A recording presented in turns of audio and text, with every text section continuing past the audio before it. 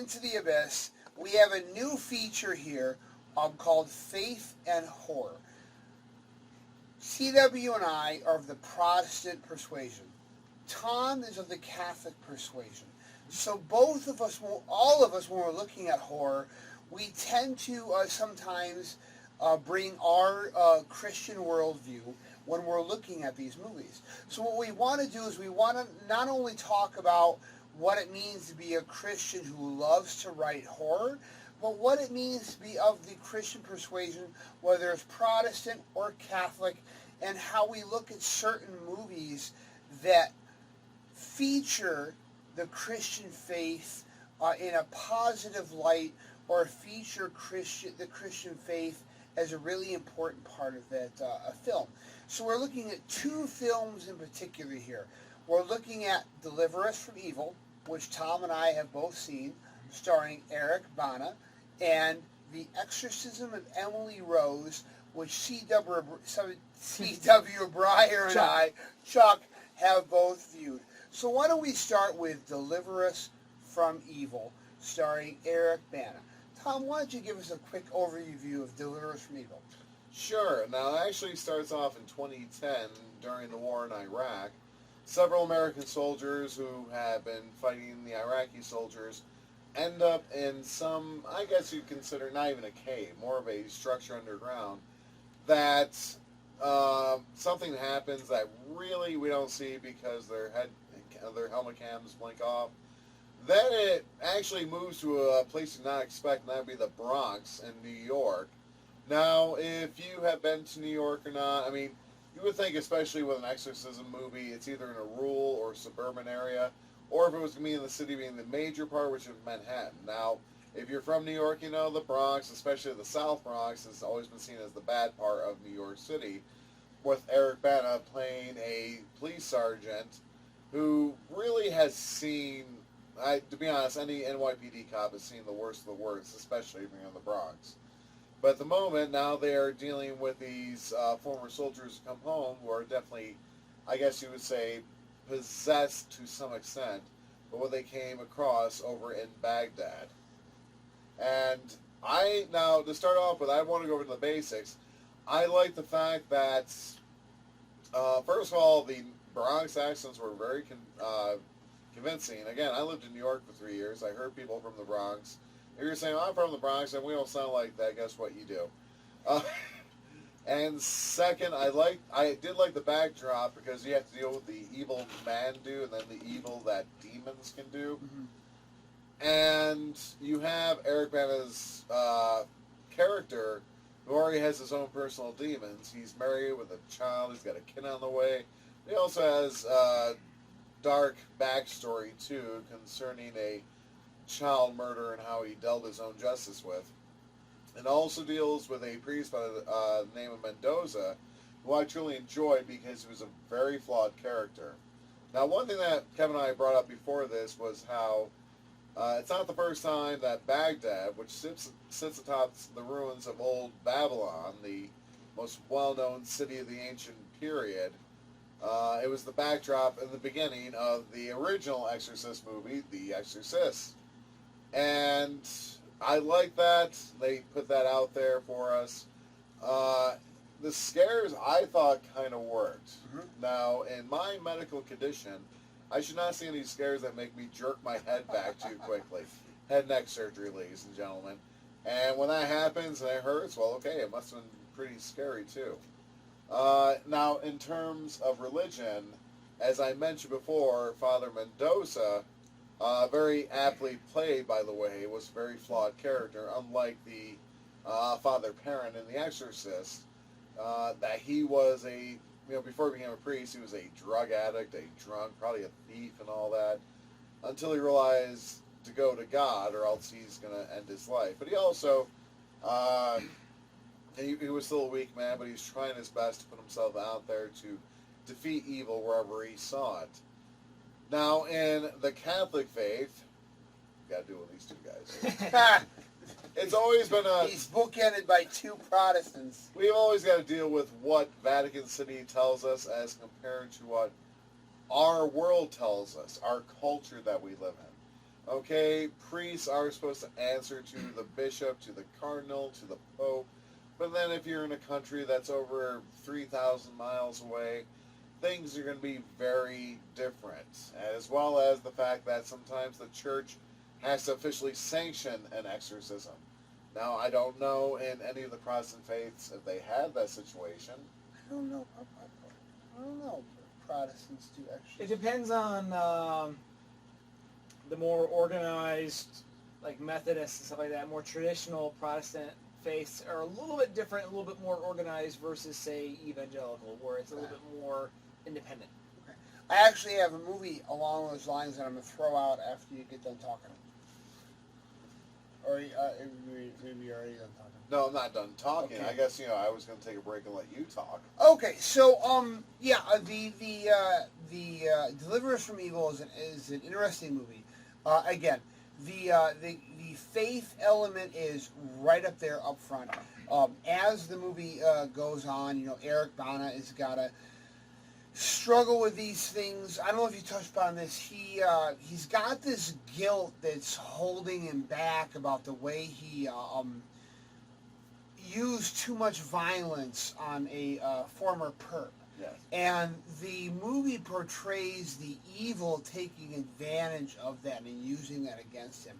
So that's a very common theme. It's not even necessarily religious, but the idea that evil is going to take advantage of your weaknesses and things of that nature. One thing that Tom also did mention is we have to clarify the Deliver Us From Evil is one of those classic movies that says based on actual events. But when you do a little research, you find that even Emily though Rose is a little bit of that as well. Yeah. When you do a little research and find out that Eric Bana's the character he's playing, yes, he did leave the New York City police to pursue exorcisms, but the plot of the movie didn't exactly happen that way. They just thought it'd be more exciting. So it's interesting that they also started it in a movie that says based on actual events, chooses to start in Baghdad in the Middle East, just like The Exorcist does. So that's really interesting as well. And the only reason why I want to bring this up is because Tom was mentioning about do Protestants have exorcisms. I would recommend to everyone, it's on Netflix right now, The Last Exorcism. Okay, it's a movie that's found footage, documentary about a Protestant pastor who has come to the realization that exorcisms are shams and that he's been living a lie his entire life, that he's been faking exorcisms. So now he's going to take a documentary crew on an exorcism so he can show everyone, look, it's all fake. Of course, It's not. it turns out not to be fake. But anyway, Deliver Us From Evil. It is definitely an entertaining film, and it has that faith component. I think the best part about the movie is, again, the fact that Eric Bana's character has really got to let go of that guilt because the evil force is using that guilt against him. Whether or not it actually really happened, it's a really good movie. Now, let's talk about The Exorcism of Emily Rose. CW, why don't you start off with that one? Well, this one here, the concept takes, it's not the only movie that's done this, but it looks into the conflict of, is it real or not? Right, yes. And it gets into the court case that's going on there because it all goes terribly wrong. It does. And because Very of much so. legal matters that are there, I mean, is the death that's involved, is this really a child neglect situation? Or is this people trying to deal as best they can with a real supernatural thing? And obviously from a legal standpoint, that's a very difficult thing to deal with. Even if you were to believe it's real, that's a very difficult thing to prove. And it goes, down a similar road with The Exorcist again. That's kind of I would say the defining movie that's set up what the genre is. But it gets into that uncomfortable territory of is it real or not, which is not only good for the narrative, but in speaking of a faith and Christian aspect in horror, to be honest, I think that most Christians worry about that as well, because there's varying opinions. Obviously, no one speaks for everyone. But I would say that most Christians, at least in the Western world, are the mindset that, yes, supernatural matters are real, but also psychological issues are real as well. And you don't want to deal with the one situation using these, medicine for the other. Right. And so it really digs into that. That's what the movie goes after, where you're worried that you're handling it the wrong way, and it doesn't give you a lot of certainty that you are dealing with the situation correctly. And so with the harm that comes out of it, you're very much worried that you might have played a part in doing wrong by other people. All right.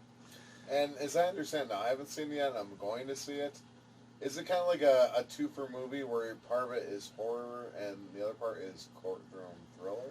It's courtroom thriller, but the horror part of the supernatural threat is pretty much an essential part of it. That's the dominant part of the movie. Oh, okay. Definitely, yeah.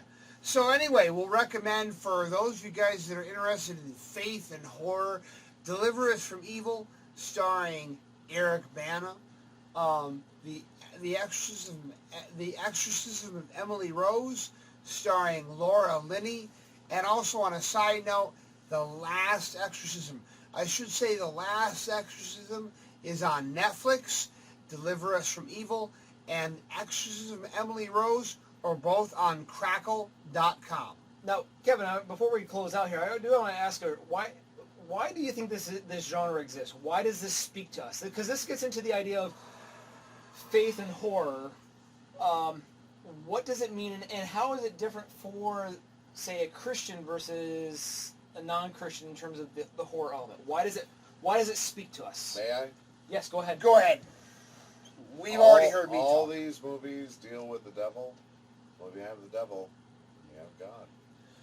Yeah, I think that I can't speak, and we're going to do I have many, many dear friends who are atheists, so we definitely want to talk about that. So we are definitely going to talk about horror from an atheist perspective. But I think that I'm going to go out on a limb and say the bulk of us, even if we're agnostic, the bulk of us, I think, believe in a duality. We believe in a light and we believe in a dark. And I believe that conflict is central to who we are as human beings. And again, this is one of those things we got to be careful. Any of my atheist friends who are watching this, I got to be careful. It's late at night.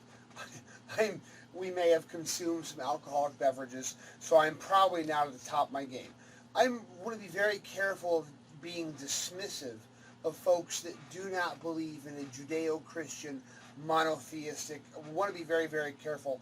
We want to talk about horror from the perspective of those that don't believe in a God. Look, if they want to cry about it, they can turn the damn video off. Okay, now stop. Go ahead. Be careful. Be careful. Got very good friends who.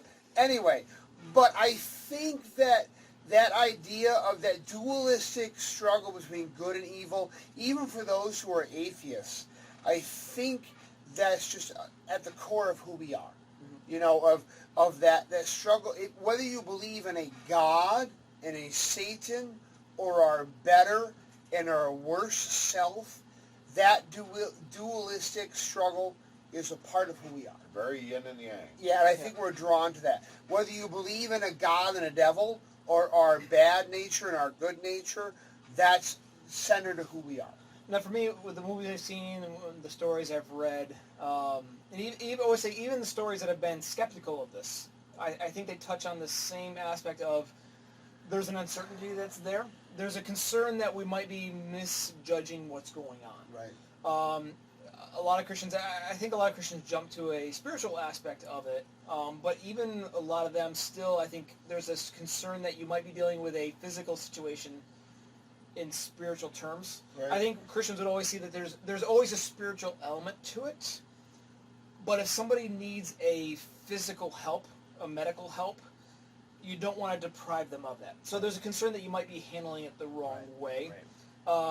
there's a concern that you might be misdiagnosing and misunderstanding what's going on. I think that's a lot of the effective spiritual horror movies dwell in that area of uncertainty. Right. So I think that's the concern. There's also a concern of understanding what's beyond us that gets into cosmic horror as well, which is more atheistic. But there's concern of not understanding what's beyond us that's there. There's also a violating aspect, and why does this type of horror exist as a genre? The idea that something can play the inner parts of you like a musical instrument is terrifying. Something that can read, we can hide our inner thoughts and our inner emotions from other human beings in the world around us. The idea that something can read that and manipulate that to its own gain is terrifying, because we now are completely vulnerable. We might be very effective, even in a religious aspect. In church, a lot of people are very good at hiding struggles they have. And it's a hard thing to be vulnerable. It's a hard thing to deal with the nastier parts of ourselves.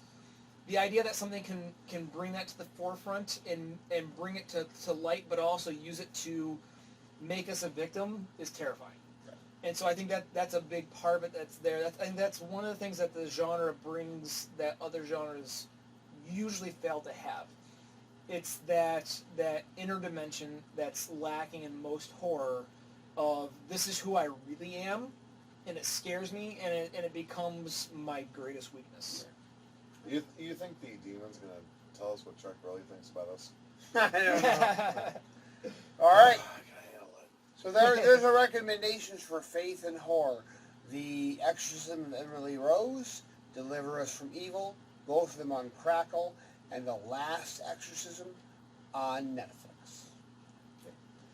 And speaking of faith and horror, God, please let that be recording. There we go.